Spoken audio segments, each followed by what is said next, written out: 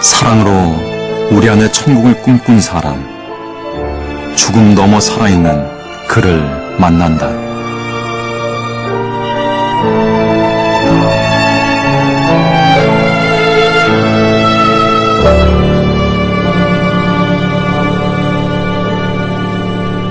(1902년) 손양원이 태어난 함안의 고향마을.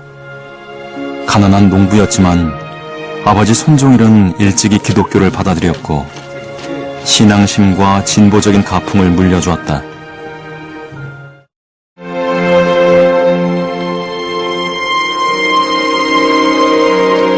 일본 유학에서 돌아온 청년 손양원은 자연스럽게 나환자들과 만나기 시작했다.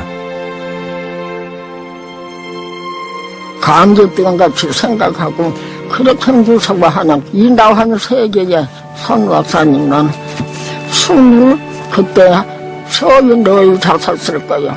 그런 때에 무서워하지 않고 누가 오라고 한 일도 없는데 당신이 찾아왔었어요.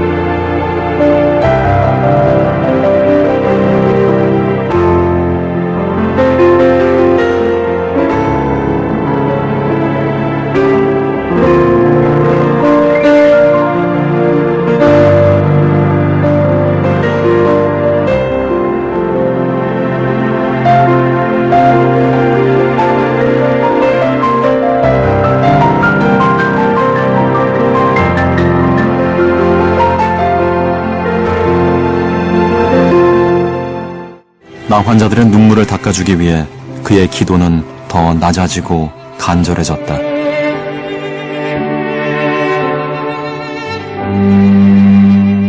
사람들이 병으로 살점이 떨어져 나가고 얼굴이 무섭게 변해 있으니 대하기가 힘이 듭니다. 무섭지 않게 하시옵소서.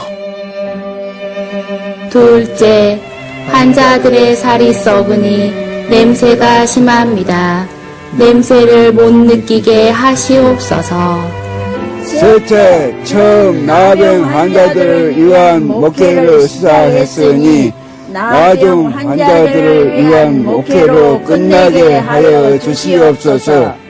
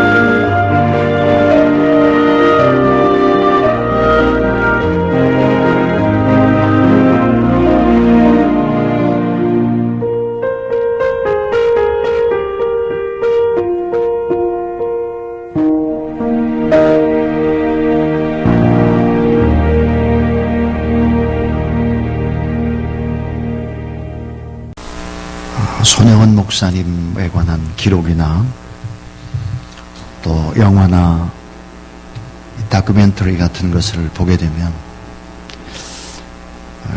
저는 가짜라고 하는 생각을 종종 합니다. 저분의 아름다운 삶, 정말 따라갈 수 없는 그런 저의 삶이 아닐까 하는 생각이 듭니다. 조금 전에도 나왔지만 동인이와 동신이를 죽인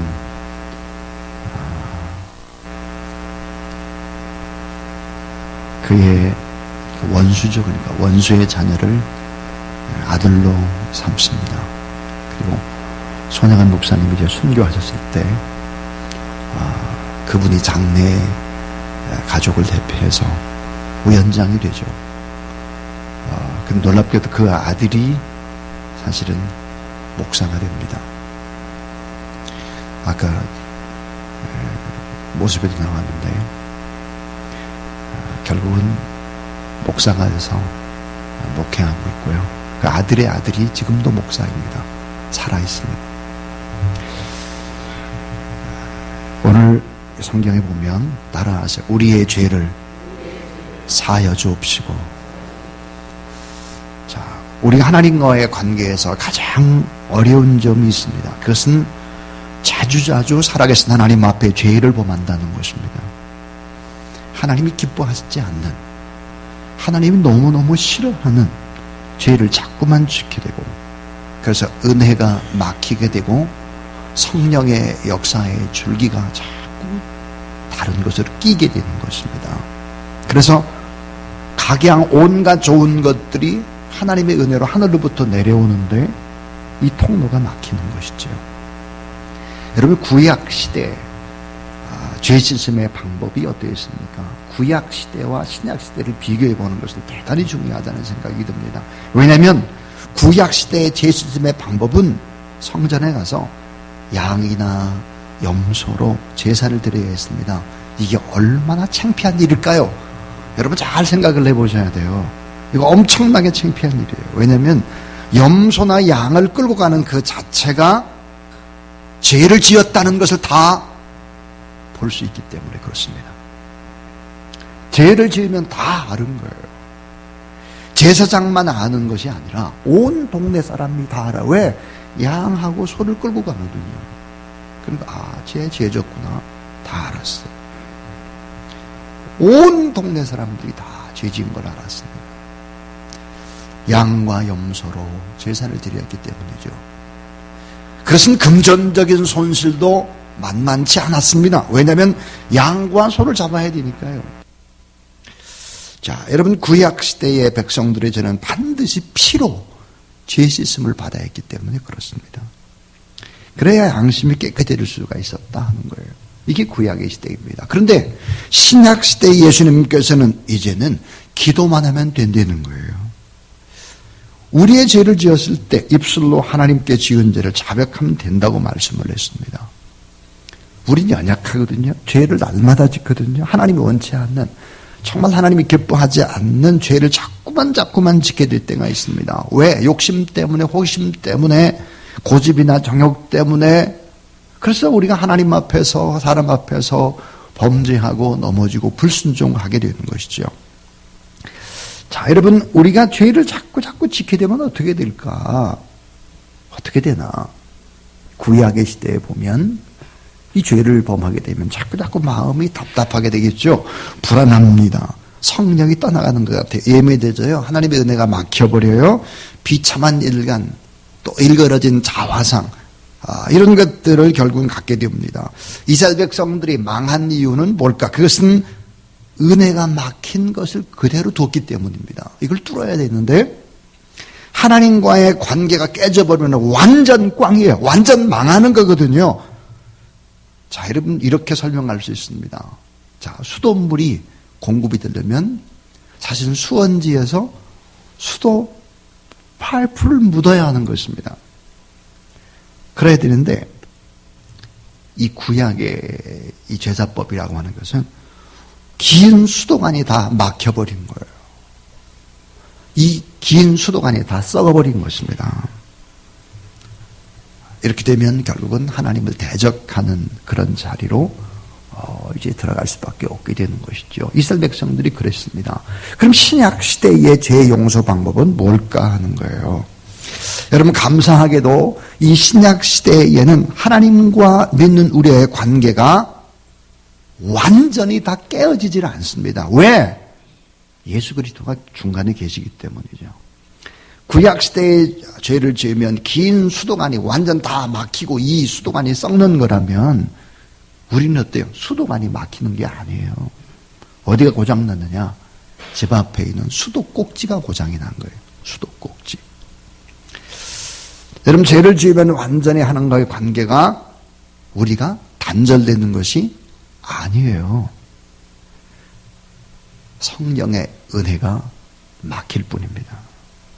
기도 응답이 안 될 뿐이지 우린 하나님의 자녀예요. 자, 하나님 앞에 죄 문제를 가지고 나가서 고백을 하면 어떻게 될까 하는 거예요. 이 설교는 끝까지 잘 들어야 됩니다. 자, 하나님 앞에 나와서 죄 문제를 고백할 때 예수님께서 우리의 죄값을 다 지불하셨기 때문에 진실하게 솔직하게 고백을 하면 바로 하나님의 은혜가 회복된다는 사실을 여러분 믿으시기 바랍니다.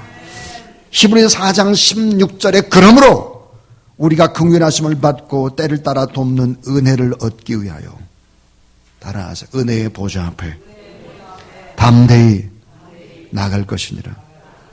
은혜의 보좌 앞에 담대히 나갈 것이니라. 제가 설교 때 참 많이 말했던 것 같아요. 담대히 나갈 것이니라. 이 말을 뻔뻔스럽게 나가라 이 말이에요.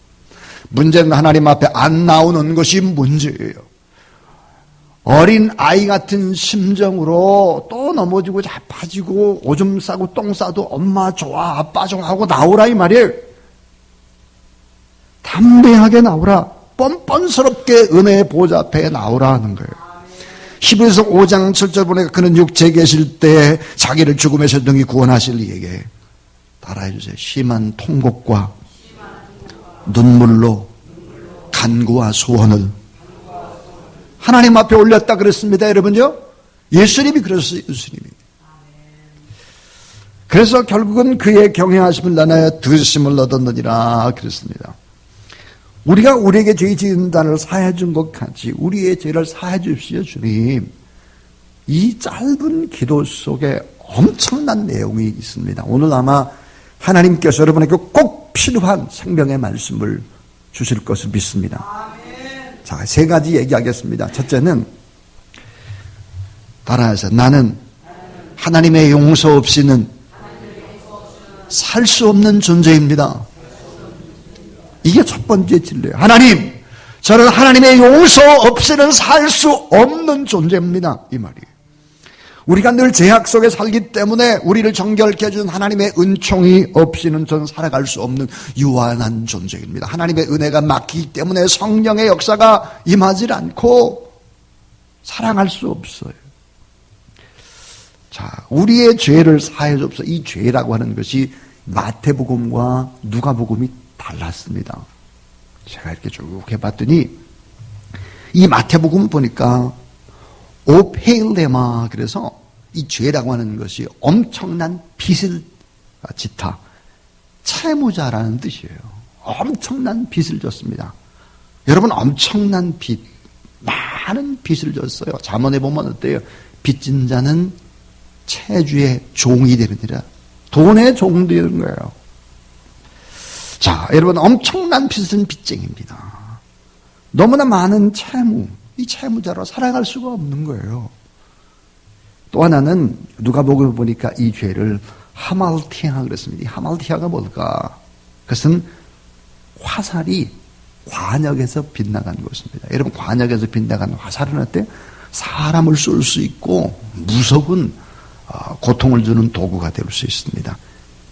이 두 개를 살펴보면 이게 뭘까? 그것은 우리의 본질적인 죄도 하나님이 용서해 주지 않는다면, 하나님과의 관계에서 짓는 죄도 하나님이 용서해 주지 않는다면, 인간과의 관계 작은 것까지도 하나님이 용서해 주시지 않으면 저는 못 삽니다. 이 말이에요. 여러분, 근본적인 하나님과의 관계의 죄, 또 일상적인 우리 생활의 관계의 죄, 이런 죄를 모두 다 주님이 용서해 주시지 않으면 안 된다 하는 것입니다. 주님 없이 살 수 없고 주님의 용서 없이 살 수 없고 주님의 십자가 없이는 우리가 살 수 없는 그런 존재다. 이것을 전제하고 있는 것이죠. 두 번째입니다. 이 두 번째는 따라하자. 하나님의 용서를 받은 자는 반드시 남을 용서할 수 있어야 합니다. 하나님의 용서를 경험한 사람은 반드시 남의 죄를 용서해야 된다. 반드시. 자, 예수 그리스도를 믿는다고 교회에 나오는 사람 가운데 이런 분이 계세요. 자꾸만 옛날의 허물을 들춰내가지고 침소봉대하는 사람, 용서가 안 되고 용납이 잘 안 돼가지고 자꾸 분노가 터져나오는 사람, 시도 때도 없이 억울한 생각이 들고 원망이 되고 용서할 수 없는 사람, 너무 자신이 억압을 받아 지금까지 살았고 너무 바보같이 속아서 살아서 죽이고 싶은 마음이 식지 않을 때 이 사람 구원받은 사람이 아니에요. 성경대로 하면 이 사람 하나님의 용서, 내 죄에 용서받은 사람이 아니라고. 여러분 옛날 임금님한테 반역행위를 할 때 그 가문이 어떨까? 3족을 멸하라 그래서 3족. 나와 임금과의 관계의 반역이라고 하는 거. 죄가 어때요? 하나님과 인간과의 이 본질적인 죄라고 하는 것은 엄청난 죄거든요. 인간과 인간과의 죄와는 비교할 수 없는 거예요. 여러분 3족을 멸하는 죄, 이런 죄에 의해서 우리가 용서를 받았다고 하는 다른 사람의 죄는 다 용서해 줘야 되는 거죠. 여러분 하나님께 대한 죄가 엄청난 죄인 거예요. 인간에 대한 죄는 작은 죄입니다. 예수 그리스도로 말미암아 십자가의 은혜로 하나님과 죄 문제가 해결된다면, 구원받고 용서함을 받았다면, 내가 하나님의 자녀라면 다른 사람의 죄 정도는 용서 안 해주면 완전 가짜인 거예요. 이거는 구원받은 사람은 타인의 죄를 따라서 무조건 용서해 줘야 된다. 예. 잘못을 용서하기가 싫어가지고 끝까지 따지고 뭐 재판장으로 끌고 가고 공개해가지고 막 이런 사람 구원받은 사람 아니라니까요. 이렇게 여러분 분노하게 되어지면 이 분노는 병을 유발하는 거예요. 정신적인 병을 유발합니다. 육체적인 병을 유발하는 거예요. 거기다가 어때요? 관계성의 파괴, 불행이 찾아오는 것입니다. 그래서 용서는 뭘까? 용서는 내가 살기 위해서 해야 되는 가장 이기적인 사랑인 것입니다. 용서 안 하면 내가 죽어요. 내 영이 죽고 내 관계가 죽고 내가 불행해지는 거예요. 용서 안 하면. 그러니까 용서라고 하는 것은 내가 살기 위해서 하는 가장 이기적인 사랑인 거예요. 자, 마태복음 18장 21절에 그때 베드로가 나와 이르되 주의 형제가 내게 죄를 범하면 몇 번이나 용서해 주리까? 7번까지 하오리까? 우리 다 알고 있는 내용입니다. 그 예수님께서 용서를 우리가 얼마나 용서해 줘야 되느냐라고 하는 비유를 하셨습니다. 비유를. 이 비유를 잘 들어보세요. 1만 달란트 빚진 사람이 빚을 갚지 못하자 채권자가 내 아내와 자식들 다 팔아서 1만 달란트 빚을 갚아. 그러니까 이 빚을 진 사람이 채무자가 울며 불며 좀 살려달라고 막 빌었습니다. 너무 차량하게 비니까 이 채권자가 1만 달란트 그 빚진 걸 깨끗하게 딱 탕감해 준 거예요. 변제해 줘 버렸습니다. 자, 1만 달란트 빚진 사람이 깨끗하게 이제 이 빚을 다 탕감하고는 너무 기뻐가지고 길을 가는 거예요. 길을 가다가 누굴 만났느냐? 자기에게 100데나리온 빚진 사람을 만났습니다. 여러분들이 여기서 1만 달란트와 100데나리온의 차이를 알아야 할 것입니다. 성경을 그냥 읽으면 안 돼요. 그냥 읽으면 이게 성경이 입체적으로 내 삶에 와닿지 않아요. 자, 그럼 여러분, 한 달란트가 6,000데나리온입니다. 한 달란트가. 그러니까 1만 달란트는 6천만 데나리온이 되는 것입니다. 6천만 데나리온의 빚을 탕감받은 자가 6천만이에요. 근데 이 100데나리온 빚진, 자기에게 빚진 자, 이 100데나리온을 빚을 안 갚는다고 감옥에다 쳐넣어 본 거래요. 여러분, 자신이 탕감받은 액수는 이게 6천만 데나리온이에요. 자신이 빚을 줬고 또 빚을 받아야 될 것은 뭘까? 100데나리온이에요. 그러니까 60만 분의 1입니다. 자기는 60만 분의 1. 이렇게 엄청난 죄를 용서받았으면서 60만 대 1이에요. 근데 그 일을 안 갚는다고 감옥에 쳐넣었어요. 이거를 옆에서 보는 사람이 말도 안 돼가지고 원래 이 채권자에게 찾아가가지고 얘기를 한 거예요. 당신이 1만 달란트 탕감해 준 저 사람이 저렇게 나쁜 짓을 합니다. 60만 분의 1밖에 안 되는 100데나리온 빚진 자를 감옥에 쳐넣습니다. 그러니까 이 채권자가 화가 나가지고 괘씸한 다시 불러가지고 1만 달란트 다 갚을 때까지 넌 감옥에 처박아야 돼. 감옥에다 쳐넣어버렸어요. 예수님의 말씀입니다. 여기서 우리 이런 생각을 하셔야지 돼요. 적용을 잘 하셔야 되는데 우리는 6천만 데나리온의 빚을 탕감받은 자죠. 우리는 본질적인 죄까지 다 이미 용서를 받았어요. 근데 제가 한번 이걸 따져봤어요. 6천만 데나리온은 지금 시가로 얼마나 될까 보니까 60조 원이에요. 여러분 60조 원 죄 짓고 어떻게 살아요? 근데 60조 원 이 죄를 갖다가 싹 용서를 해줬어요. 이게 엄청난 일 아니겠습니까? 하나님과 우리와의 관계, 이 본질적인 죄, 이걸 용서함을 받았다면 하나님으로부터 탕감받은 빚에 의하면 나한테 손해를 입히고 나한테 범죄를 하고 이런 사람은 어때요? 60만 분의 1밖에 안 되는 거예요. 60만 분의 1. 누가 나한테 고발하고 누구한테 나한테 힘들게 하고 여러분의 남편이, 아내가, 시어머니가, 또 친구 관계, 이런 거 할 때, 내가 좀 당한다, 이런 생각이 들으면, 이건 60만 분의 1이야. 이렇게 생각하시길 바랍니다. 왜 입을 꼭 다물고 있어요? 60만 분의 1인 거예요. 이게 뭐예요? 용서 안 하면 그 사람은 크리스찬 아니라는 거예요.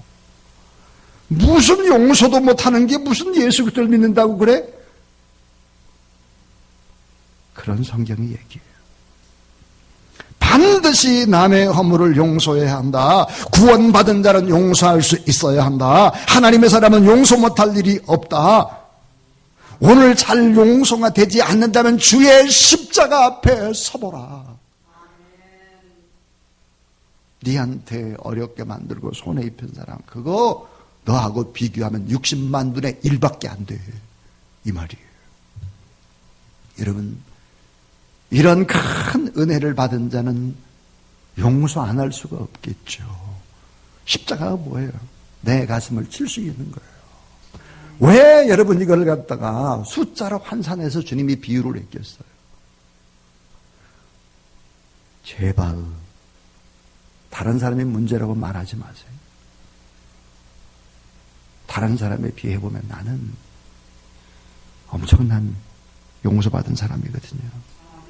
믿음의 큰 자, 은혜 받은 자, 먼저 믿는 자, 성령 받고 기도하는 자, 먼저 용서할 줄 아는 큰 사람, 하나님의 살아계심을 경험하는 그런 귀한 여러분이 될 수 있기를 바랍니다.